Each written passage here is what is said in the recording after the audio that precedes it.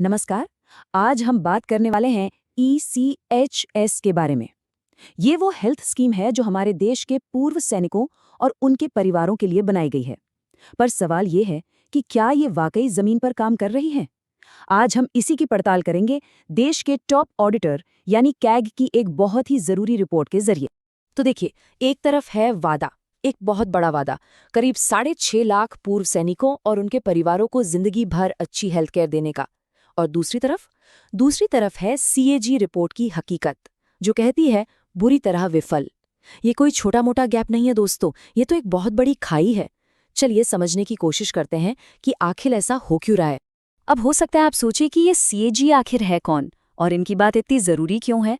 तो देखिए, CAG यानी controller and auditor general of India हमारे देश का सबसे बड़ा फाइनेंशियल वॉचडॉग है।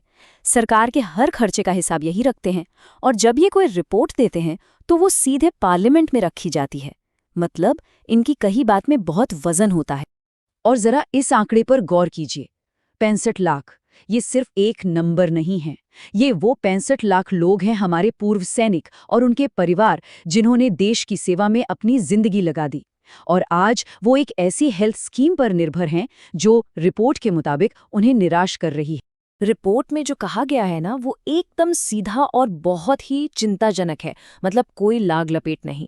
रिपोर्ट साफ साफ कहती है कि भाई, इस स्कीम के इरादे तो बहुत अच्छे थे, लेकिन जमीनी हकीकत ये है कि ये बुरी तरह फेल हो रही है।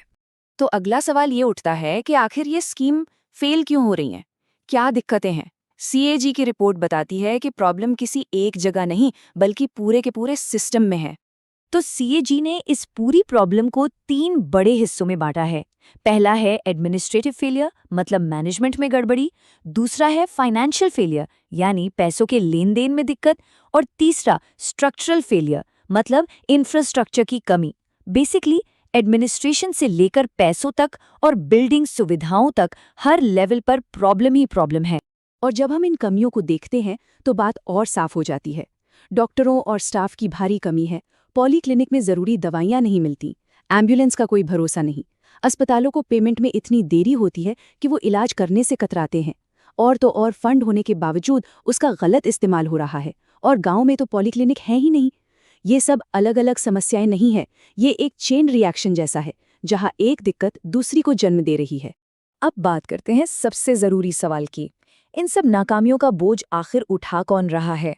ये सिर्फ फाइलों में बंद आंकड़े नहीं हैं, इसका सीधा और बहुत दर्दनाक असर हमारे ही वेटरन कम्युनिटी के सबसे कमजोर लोगों पर पड़ रहा है। रिपोर्ट साफ तौर पर बताती है कि सबसे ज्यादा मार उन पर पड़ रही है जिन्हें इसकी सबसे ज्यादा जरूरत है। हमारे बुजुर्ग, पूर्व सैनिक, विकलांग पेंशनर्स, युद्ध विधवाएं और वो वेटरन्स जो शहरों से दूर गांव में रहते हैं, वही सबसे ज्यादा परेशान है।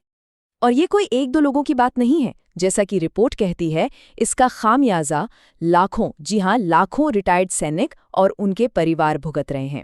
इन सारे आंकड़ों और ऑडिट फाइंडिंग्स के पीछे की असली मानवीय कीमत यही है। तो इतनी सारी कमियां गिनाने के बाद सवाल उठता है कि अब आगे क्या।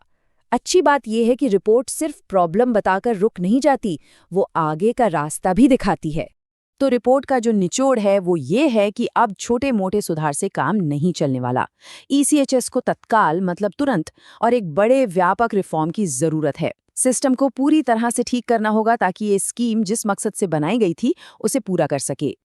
और आखिर में ये पूरी बातचीत हमें एक बहुत ही बुनियादी सवाल पे लाकर खड़ा कर देती है कि एक समाज के तौर पर, एक देश के तौर पर अपने उन लोगों के प्रति हमारी क्या जिम्मेदारी है जिन्होंने अपनी पूरी जिंदगी हमारी रक्षा में लगा दी।